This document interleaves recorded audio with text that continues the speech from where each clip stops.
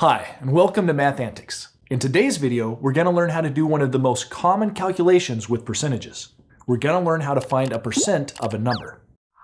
But what does that even mean? Do numbers have percents that they hide somewhere and then we have to go looking for them, like a game of hide and seek? Gotcha! Not exactly. Finding a percent of a number makes more sense if you remember that a number just represents an amount and that a percent is really just a fraction. So finding a percent of a number really means finding a fraction of an amount. Think about it this way. Let's say the number 20 represents an amount, like the amount of ladybugs that you found at the park one day. And let's also imagine that you agreed to give 25% of all the ladybugs you found to your little sister. Okay then, so how many is that? If you have 20 ladybugs, how many is 25% of that amount? That's what it means to find the percent of a number. You're finding out how much that percent or fraction of the total is. In this case, since our total is 20, we need to know what 25% of 20 is. So how do we figure that out? Well, it's really easy if you remember back to one of our fractions videos, the one about multiplying fractions. In that video, we learned that when dealing with fractions, sometimes the word of is used instead of the multiplication symbol. When they say find 1/2 of 16, they really mean find 1/2 times 16. Well, guess what? Since a percent is just a special fraction, of means the exact same thing with percents that it did with fractions. When we have 25% of 20, that means the same as 25% times 20. Great. So all we have to do to find a percent of a number is to multiply.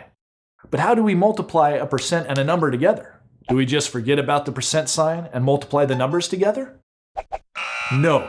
If we did it that way, our number would be way too big. 25% should be a smaller part, or a fraction, of 20 ladybugs. But if we did 25 times 20, we'd get 500 ladybugs. Clearly that's not the right answer. Here's what we have to do instead. Remember that when you see a percent written like this with the percent sign, it's an abbreviation for a fraction. In this case, 25 over 100. So we need to use that fraction form when we multiply, since we're really multiplying by a fraction.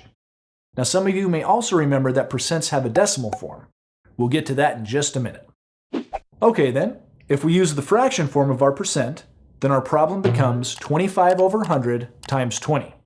Now that's a problem we know how to do. To multiply fractions, we just multiply the top numbers, and then we multiply the bottom numbers to get the answer. And we can just write 20 as a fraction by putting 1 as the bottom number, because 20 over 1 is the exact same value as 20. So, let's go ahead and multiply. On the top, we have 25 times 20, which gives us 500. And on the bottom, we have 100 times 1, which is just 100. So our answer is 500 over 100. Now 500 over 100 might seem like a strange answer, but that's just because we still need to simplify it. 500 over 100 simplifies to 5 over 1, and 5 over 1 is just 5. That's much better. So 25% of 20 is 5. All right, so to find a percent of a number, we just need to multiply the fraction form of the percent by the number, and we have our answer. But there's another slightly different method that you can use that works especially well if you're allowed to use a calculator. In our first percentages video, we learned that percents have both a fraction form and a decimal form. We've already seen how we can use the fraction form to find a percent of a number, but we can also use the decimal form if we want to instead. The procedure starts the same. If you need to find 25% of 20, you first replace the word of with the multiplication symbol. Next, we'll replace the percent, but with its decimal form this time. 25% is the same as the decimal 0.25. Then, all we have to do is multiply. And although I could easily do the decimal multiplication by hand, I happen to have a calculator, so I'm going to use it. I just enter 0.25 times 20, hit equals, and I get 5. Yep, that's the same answer we got when we used the fraction form of 25%. Oh yeah. So that's how you find a percent of a number. You just multiply the number by either the fraction form or the decimal form of the percent. Either way will give you the right answer, so you can choose whichever will be easier for you to do. Let's see a couple more examples before you practice on your own. This next one involves money.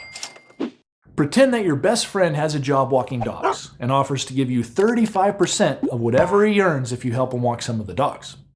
If your friend earns $80 that week, how much of the money will you get? In other words, you need to figure out what 35% of 80 is.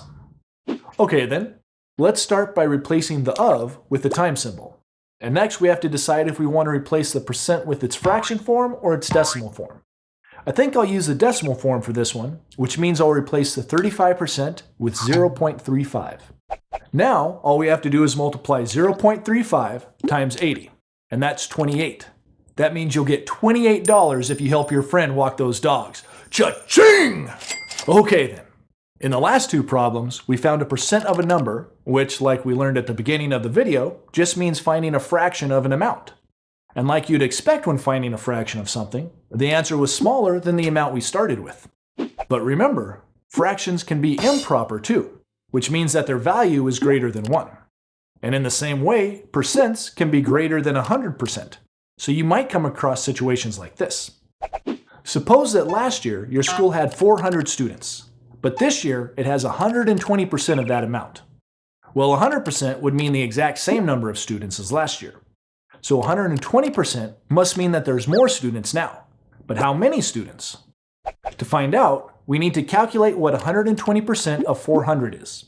Great, we know just how to do that. We just multiply 400 by the fraction form or the decimal form of 120%. Let's use the decimal form again. To get the decimal form of 120%, we move the decimal point over 2 places to the left, and we get 1.20.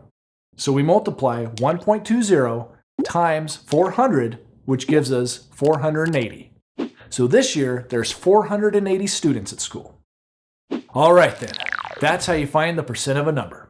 And it's a really useful math skill that has a lot of real-life applications, so it's important to learn how to do it right. As always, the best way to learn math is to practice on your own. Thanks for watching Math Antics, and I'll see you next time.